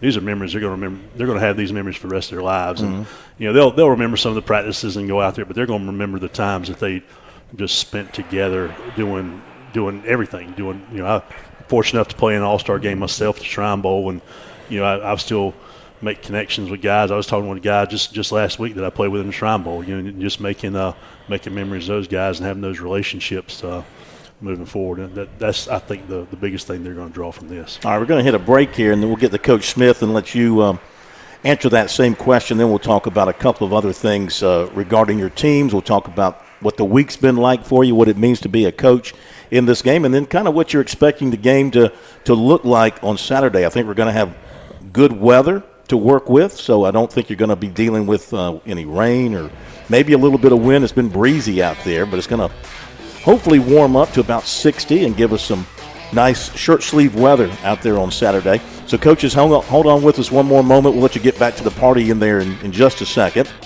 You can wet your whistle here in just a couple of moments. We're visiting with the 2 head coaches, Coach Boggs, Coach Smith, here at the Touchstone Energy Cooperative's Bowl in Myrtle Beach, and we'll be back in a moment. On Point weather on 107 The Point. Here's tonight's forecast. Clear and chilly this evening, the low temperature dipping down to 31. Beautiful tomorrow and for Saturday. For Friday, look for mostly sunshine-filled skies, a high temperature of 60, while on Saturday, 64 degrees and not a cloud in the sky. Sunday, we do have a 20% chance for a shower in the first half of the day. We've got a cold front coming early next week with a Monday high of just 40 degrees. I'm Cal Moss with your On Point local weather. This Christmas, give the gift of the outdoors to the sportsman in your family. At Palmetto State Armory, find gifts that spark adventure, from rugged boots, cozy jackets, and outdoor clothing essentials, to must-have items like Yeti coolers, turtle box speakers, and Costa sunglasses. Whether you're shopping for the seasoned hunter or the next generation of outdoor lovers, Palmetto State Armory has everything you need to make memories this Christmas and beyond. Palmetto State Armory. Give the gift of the outdoors this year. President Trump. With SRN News, I'm Keith Peters in Washington. Kilmar Abrego Garcia has been released from an immigration detention center in Pennsylvania following an order from a federal judge issued Thursday, according to his attorney's office. He left the facility at 5 p.m. Eastern Time today. Homeland Security Secretary Kristi Noem has linked the seizure of an oil tanker off the coast of Venezuela to the Trump administration's counter-drug efforts. During testimony Thursday to the House Homeland Security Committee, Noem lauded the U.S. force's unusual move to take control of a merchant ship. Noem describes it as a successful move that's part of President Trump's efforts to combat drug trafficking. On Wall Street, a mixed day as the Dow is up by 646 points, the Nasdaq dropped 60, the S&P advanced 14. This is SRN News. Nobody plans for a plumbing problem. They come unannounced and usually at a very inconvenient time. Franklin Plumbing and Drain Cleaning is your trusted ally. They recognize just how vulnerable a customer is at this time, and they want to help. They have well-trained plumbers who are there to make a difference when you need it most. I've experienced this. They're knowledgeable about their craft. They're not coming to your house to pitch new products. If something is broken, they'll give you a price to fix it if it's possible, or a price to replace it if necessary. Franklin Plumbing and Drain Cleaning is also locally owned and operated, or I simply wouldn't endorse them. Josh and his team prioritize customer service above everything else. They handle every issue with care and precision. Those are not just words. I've had Franklin Plumbing and Drain Cleaning out to my home. They back up those words with their actions. If you have a crisis, get some peace of mind. Online, you find them at franklinplumbing.sc.com or you call 799-2222. That's 799-2222. I'm absolutely positive they will make whatever is wrong right again. Franklin Plumbing and Drain Cleaning. This fall, discover a place where friendly faces greet you at the door. McCoy's Hardware of Lexington. Greg Lynette and their welcoming team make every visit a breeze with expert advice and genuine hometown care. No more endless aisles or big box blues. Just quality products and people who want to know your name. For every project, big or small, find what you need and a neighborly smile at 2028 Augusta Highway. Shop local. Shop happy. McCoy's Hardware of Lexington. Step into summer with no unwanted guest in your home. At Modern Exterminating Company, we're not just experts in pest control, we're your neighbors. Glenn and Melanie Matthews here. Modern Exterminating has been part of this community since 1955, offering unmatched experience with the family touch. Trust us to keep your home pest-free with care and dedication that only a local family-owned business can provide. Experience the Modern Exterminating difference. Call us at 765-2315 or visit pestfreesc.com. Let us keep your home truly yours. What's better than getting the best Wagyu and Hereford beef anywhere in these parts and getting it delivered to your door? How about knowing you're still supporting local farmers in Saluda over at H&J Cattle, where tradition meets quality? Visit HandJCattle.com. Place your order for $50 or more, get free delivery in Richland or Lexington County. Plus, Point listeners get 10% off your order. Enter keyword The Point as one word for your discount. HandJCattle.com. Want to hear my success story? I'm Fran Halloran, the money coach. I'm celebrating a decade of partnering with The Point. It's one of the best decisions I ever made. I've used The Point to significantly grow my small business. It started with a meeting with Kevin Cohen. Do you own a small business? Are you on a limited budget? No problem. Reach out to Kev at 563-8558. Get a customized plan and start your journey to business growth with The Point today. Success is one call away. Take the leap.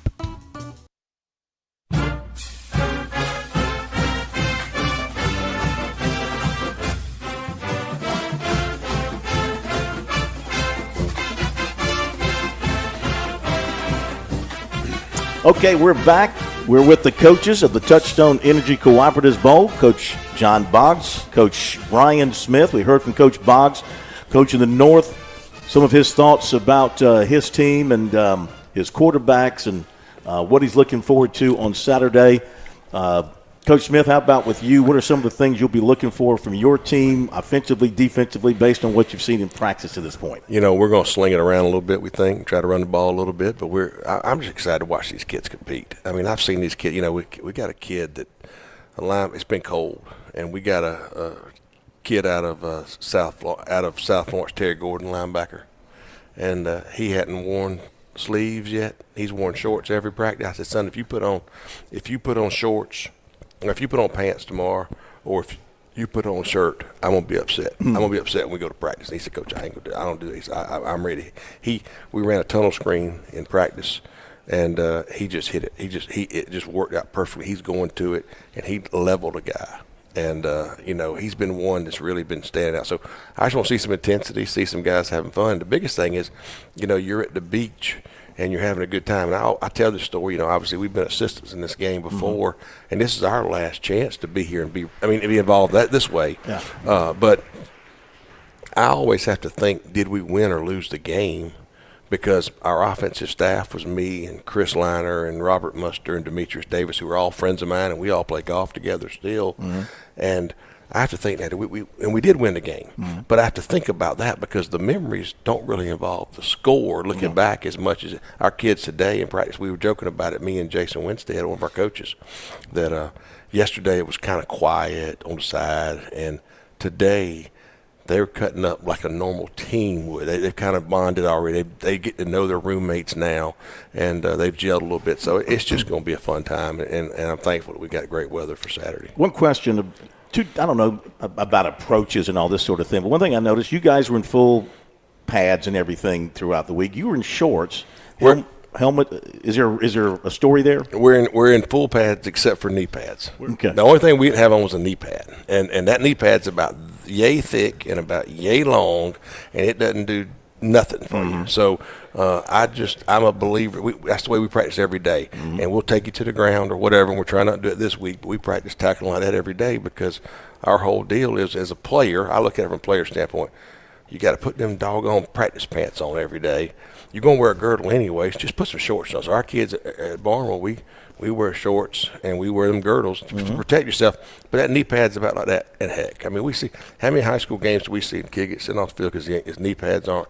We got kids trying to sneak out without knee pads on their knees anyways. And so I don't think that knee pad does much except unless you fall down.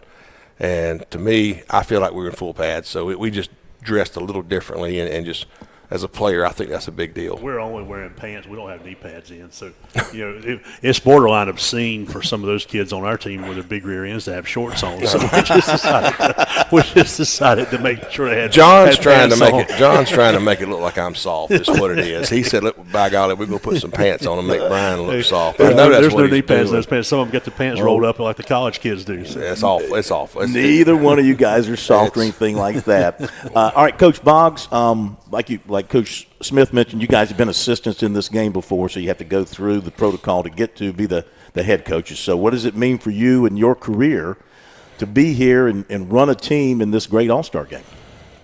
I think the biggest thing that I've gotten out of this, just personally, is being with this staff and this journey we've been on since mid-February. Yeah. And we got announced as coaches, and we met the first time, I guess, down here for the clinic in February as a group, and then we started meeting and got into the combines in the spring and going to those, and really Coach Sutherland and his guys with the Shrine Bowl did a really good job of involving us, and so we all kind of collectively North, South, Shrine Bowl all met together, and we compare notes on kids and talk about stuff, but then. Then as we go through the summer, meeting a little bit, probably cut back some in the summer, but then as the season starts and school starts, we've been meeting weekly. And this unbelievable staff. Matt Reel from Bowling Springs, Bobby Collins from South Point, Harry Cabinets from Chapman. Then you get into Chris Dodson from Ware Shoals. They've had a phenomenal year. Mike Lancaster from Dorman. Matt Huntsberg from Greenwood. Being able to just work with those guys and be around them every day. And just not every day, but every day this week, but then every week. But we've just, you build relationships, you bounce ideas off each other. Hey, how do you handle this? How do you handle that? And so that's been the biggest thing I've gotten out of this is just being able to grow from such a phenomenal group of coaches and learn from those guys, and just try to get better, professionally, and then help your own team as you take that stuff back. And so I've gained a lot from just being around. Obviously. Friendships and relationships, but then professionally trying to be better. I feel like I'm hungry to learn more now at 32 years in than I was when I first got into it, and it's just I think you're always trying to grow and learn and get better. And then of course me and Brian talk a good bit with the Football Coach Association and things like that, and we're always bouncing stuff off each other and poking fun at each other too. There's some. Of course, Brian and I, we were in the same district one time. He was at Seneca as head coach, and I was head coach at Walhalla. And so my student taught him, so again, he's trying to say I'm old. And even though we're playing against each other, then we're fighting for a lot of the same things because we're in the same district, right? And so we've known each other for a really long time. So, yeah. How about we're both old, Coach Smith? How about for you? Because you and I were talking at the Target. I mean, you've had a very long and successful and a wide-ranging career in South Carolina and Georgia. Yeah, I have, and I've done some things right and done some things wrong, and we figured it all out. But this is a great week. The thing I love about this is kind of what he said. I think, first of all, John and Paul and I set out to do this the right way. And what we mean by that was we were all going to share information. We were all going to work together to help each other, because a lot of times in the past, I coached on a staff one time, and the Shrine Bowl wouldn't tell us who they were going to take. And, if you're taking your own kid, and I know he's a quarterback, and I was coaching quarterbacks at the time, I don't need to look at your kid, but I've got to look at him. I've got to evaluate him. It's time I can save. And, that was one of the big things. And along with what he said, I go back to my room every night and I'm writing notes down. Jason Winstead had a point. He gave the outside backer about his angle on his step. I wrote that down in my notebook. We're doing a couple things. We're I'm not a hand clap guy, in huddle, and I've never done that, but we're doing that, and so I'm writing notes about that, and we're still trying to learn. I was probably scared of McKissick and Varner. Who wouldn't be? And Bob Rankin and all those guys when I first started. Are you scared of Tom Knotts? I've never talked to Tom Knotts. I don't know Tom Knotts, but he's done a heck of a job. I'll tell you, he's a ball coach, and I know that. Yeah. But those guys, when I first started coaching, I'd always go to a clinic, and I sat down by Coach Rankin at a clinic. I've sat with Coach Varner and Coach McKissick at clinics, and that's one of the things is they're always learning. And I think when I stop learning, I don't want to do this anymore. So to me, that's the big thing is we're always learning. But again, we kind of came at it from the standpoint of we were going to share. The three of us had breakfast together one day in Greenville, and then on a Monday morning we all had breakfast, and we all took off and went to work. But we've kind of worked this thing through so that we can help each other and get the best kids in this ball game. I think we've done that. Is your dome attractive to other coaches? Everybody. Look, there's only so many sexy men that they don't have hair, and I'm just one. It's just what happens. You've got to be. I wouldn't go back with hair. Charlie Winsky, Lord knows, he's in there, and he's got way more than any of us ever thought about. But he's got TV. He's got TV hair. You have. He does. But I wouldn't go back, man. I love shaving this thing. I'd rather have it this way. It's a lot better off. So. All right, I got to ask you one more thing before we let you guys go. Newberry is playing semifinals D2 what a job. National. What a great job they've done. Quarterback is Reed Sharpia. So what would his grandfather have to say to him going into this game? He'd probably say, now Reed, son, you're doing a lot better job than Brian did as a player, because he was terrible for me back in the day. So Coach Sharpie, he'd be out there saying, son, you got to get after it, take care of the football. Don't you throw that thing to those boys over there. So, I was blessed. I got to play for Coach Sharpie, and it was such an experience because he had just come from Newberry College, and he treated us like college players. I didn't know any different. But, again, he always made me feel important. When I got into coaching, he always made me feel important. And, he's one of the reasons I did this. I do this because I had I have a great dad who's here this week, and he'll be at the game, and we're all going to eat tomorrow night. But after my dad, one of those people in my life is Coach Sharpie.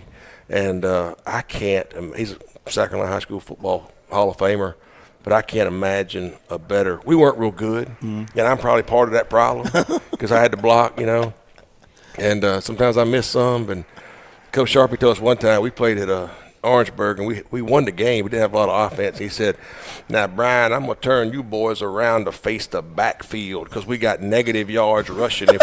So next week, maybe we can have 5 yards rushing. Y'all go that way. Great. I'm like, Coach. Awesome. It was a great experience, and it made me want to do that. And I had a parent tell me one time, he said, my son's experience, high school experience, is the only experience he gets. He doesn't get another one. You can get a second chance in a lot of things, but you got 4 years to have high school football experience. That's it. Yeah. And I'm not talking about every player. I'm talking about the greatest player in the state to the worst player on your team. That's their experience. and mine was great. We weren't a great team, but you know, Ted Luckett beat him in the playoffs one year, and we did this in my senior year. But it was a great experience, and Coach Sharpie made it a great experience, and that's what I want to do.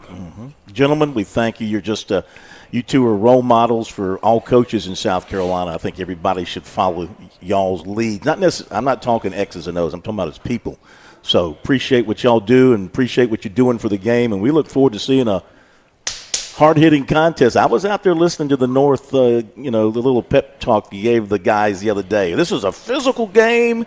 You're going to help your guys here, but we get out there on Saturday. This is Coach Boggs. We get out there on Saturday, we're taking them, right? Huh?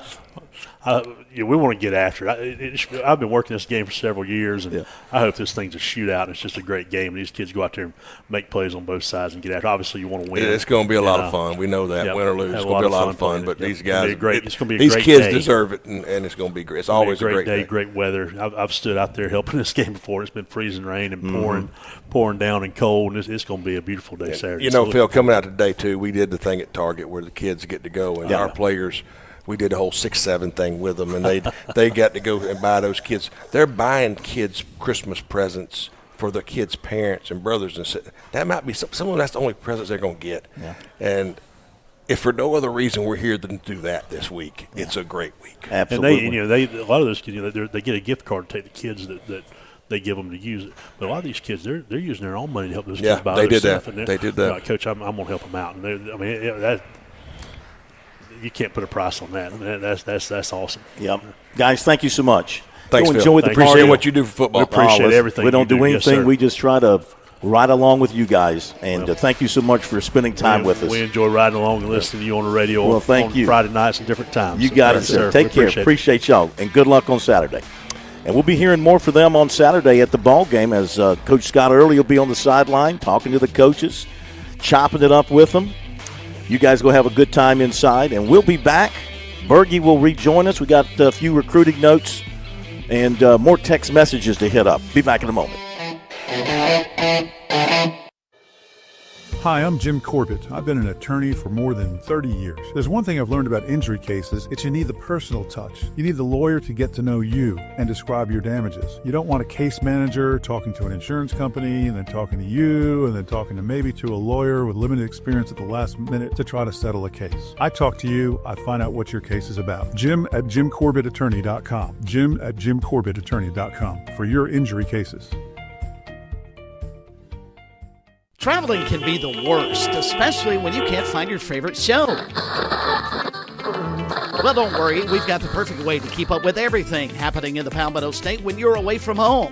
Just pull up the Chief Sports app on your mobile device, and you can listen live to Sports Talk. All right, welcome in, everybody. Sports Talk Media Network. So the next time you can't find us on one of our great radio affiliates, just log on to the Chief Sports app, the best way to stay connected with the Sports Talk Media Network. There's a lot of things we take for granted in our lives. Your home's AC will run cool. Your drive-through coffee will be hot. And the car will start when it's time to take your kids to school. It's when things don't go as planned that you start thinking about who to call and where to turn. The good thing is, you can prepare for life's most difficult days by calling the Larry Lucas Agency today. Larry is a State Farm agent that has been taking care of people across South Carolina for more than 2 decades. You probably have insurance, but switching is easy, and bundling can save you hundreds or more. Most importantly, the Larry Lucas Agency can help you choose the protection you want at the price you want. All backed by South Carolina's #1 home and auto insurance company. Visit LarryLucasAgency.com today or give Larry a call at 803-799-1998. Like a good neighbor, Larry Lucas State Farm is there.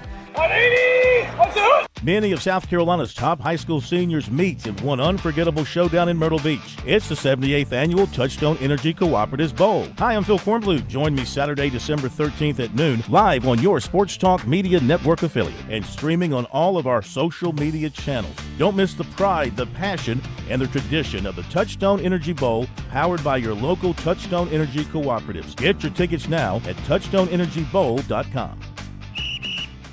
G3 here with Tsunami Bar Sports, and it's time for a fall preview. That's right, 720 Chris Drive, 378 and I-26, Frontage Road, where you can now preview the best technology for golf known to man. It's the Tsunami Bar. It's live weight. It's the only technology out where you get your tempo and flow going before you play. Now, it also serves as a pattern support tool. 720 Chris Drive, Frontage Road, 378 and I-26. You also can visit the Garage Gym Pro Shop. Pick up your tools, take them home, and while you're here, tour the Scramble Course 6-hole pitch and putt right now.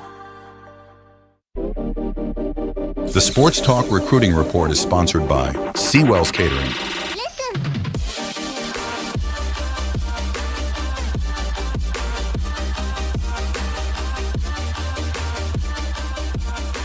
Okay, really appreciate the coaches being with us. Awesome. They were tremendous. And one thing I took away from the conversation you guys had, those two guys get it. Mm-hmm. They understand it's an all-star game. Let's have some fun down here at the beach. We still want to go play well, and if we happen to win, that would be great. But that is not the be-all, end-all for us being here. Before we go to recruiting, there's now being reported that the Michigan AD, this is according to a post from Yahoo Sports, despite contrary reports, Ward Manuel remains the Michigan athletics director as the school begins a search for its next coach. Oh, this is per Ross Dellinger. That's Yahoo. So there was a report earlier from a 247 guy that said he had been fired. I can't imagine he holds on to his job much longer if this continues to escalate at the rate it has gotten since, early yesterday. But we'll see. Yeah, Ross Dellinger, Michigan board members and university officials held a call earlier today related to the situation. Sources tell Yahoo, despite reports to the contrary, Ward Manuel remains the athletic director as school begins a search for its next coach. Okay, we'll see what happens. Recruiting now, brought to you by Seawells. We don't have to search for the best catering business in South Carolina, the best daily lunch and buffet, though they are closed for that tomorrow. Sorry about that. No roast beef Friday. They got events going on, and if you've got an event coming up that needs the best in the catering business, then just give Seawells a phone call and let them handle it all. 803-771-7385, the number. The website at SeawellsCateringSC.com, 1125 Rosewood Drive. Beautiful facility. Hold your event there or they'll come to you. That number again, 803-771-7385. And as for the Mike Morgan chicken tenders. The Mike Morgan approved chicken tenders. Okay, safety Marquise Bryant, Rolesville, North Carolina, has set December 16th for his commitment announcement. He's had a final group of Clemson, North Carolina, Florida State, Georgia, Notre Dame, and Tennessee. Ohio State and Rutgers are two others who have been active with him as well. He visited Clemson for the LSU game, but that was his only visit, and Clemson is being viewed as a long shot at this point. South Carolina target cornerback Zay Hassan of Raleigh has set December 15th for his commitment announcement. He also has Florida State, North Carolina, Notre Dame, Ohio State, and Tennessee on his list. Rivals has Notre Dame as the favorite. Tight end Jackson Dollar of Denver, North Carolina, included Clemson in his top 10. The others, Texas, LSU, Georgia, Miami, Ohio State, Florida, Oregon, Notre Dame, and Texas A&M. Athlete Xavier Perkins of Durham, who has interest from Clemson and South Carolina, was offered by Georgia. Clemson and South Carolina defensive end target Rashad Streets of Raleigh was offered by West Virginia. South Carolina target offensive tackle Junior Saunders was offered by Auburn. Clemson target offensive lineman Jimmy Callis of Pittsburgh was offered by LSU. Offensive tackle Peyton Miller of Anna, Texas, who camped at Clemson last summer, continues to draw interest from the Tigers, was offered by Wisconsin. AC Florida product tight end Jack Mosley transferring to Charleston Southern from Lenoir-Rhyne. Catch you up on other transfer news. Today, this afternoon, Clemson linebacker Jamal Anderson announced he's transferring. 16 tackles and a sack with the Tigers in his career. I'm going to point it out. I'm sticking to my guns. This was a 4-star recruit who did not play like a 4-star player at Clemson. Say what you will, say what you want. But, I mean, he was branded a 4-star, and he wasn't. That's another case of misidentification. Not his fault. No. Clemson safety Khalil Barnes, as you know, plans to enter the portal, as does South Carolina linebacker Jerron Willis, Presbyterian quarterback Colin Hurst. And that is it for what we have in recruiting for you tonight here on Sports Talk. Yeah, I mean, again and again we see these transfers who weren't players, who weren't contributing, who came in as 4-stars, 5-stars, and they don't live up to that. And I just believe in pointing out the flaws in the system. No, and you're right. And the point you bring up is an accurate one. It's not the player's fault. They never asked. I'm sure they enjoy being a 4-star or a 5-star, but they never asked for that rating. That is some arbitrary scale that somebody else who watched them play maybe on tape assumed that they're going to be an extremely talented player. So that puts an inordinate amount of pressure on the players when they come in, because fans, that's what they gravitate towards. Well, he's a 5-star wide receiver. Why is he only catching 10 balls a game? Yeah. A year. And so it really is a bad system in that regard. Let me catch up on some of these text messages. This is from Barry. I feel bad. This is going back to Notre Dame pulling out of the bowl. I feel bad for the Notre Dame band and those affiliated groups. My son is in the Carolina band, and the bowl trip last year was terrific for so many of those young people, not just the football team. Yeah, cheerleaders, you name it. Excellent point. Let's see. That's old what's-his-face. I'm not reading his junk. Get out of here. Let's go here to the 843. Did any of the players at the high school championship game get any punishment for fighting at a school function? Stick to your guns, Bergie. Yes, they're all out of the postseason All-Star games. And adding insult to injury, Oceanside, and you're wrong about this, Oceanside, shame on you. They didn't. The other 2 players who were not impacted by that, who were picked for the Touchstone Energy Bowl, were no-shows. Yeah. And, I'm just getting the side over here, which I happen to believe. There was no contact from Oceanside to the officials here at the game to let them know their players weren't coming. That's a bad look across the board. They obviously made a horrible decision at the end of the state championship game, getting involved with BHP, who really made a bad decision to start with. But, yeah, you can't compound it, especially for Oceanside. Oceanside needs to walk a very narrow line with regards to anything they get offered from the high school league, because they are persona non grata for a lot of people. And this just does not help their case. Who advised these 2 players not to come play in an All-Star game? Yeah, it's a great question. Because of they were mad because the Shrine Bowl suspended 2 players who got in a fight in a championship game. As they should have. And these 2 guys, they weren't involved in the fight. So they were still cleared to play in the All-Star. Why would you tell these guys to stay home? I don't know. That's really bad advice. Whoever is giving them that advice. So if the players just took it upon themselves, that's really poor. All right, tomorrow night we'll be over at Doug Shaw Memorial Stadium because the Touchstone Energy people, they have got some of their linemen, not offensive or defense, I'm talking about the guys up on the poles. Okay. And they're coming in and they're having like a career fair and an event for the players to come participate and learn how. Because, look, for Touchstone Energy, there could be some future employees coming out of this group. A great career, a great way to make a living. So they're going to have that. We're going to be over at the stadium. That's going to be away from us, but we'll have a little interaction. Otherwise, you have a safe trip to Phoenix. You. I will be in Phoenix, Arizona at this time tomorrow night if all things go well. Be hot out there. And thank you, Plummer. Have a great night, everyone.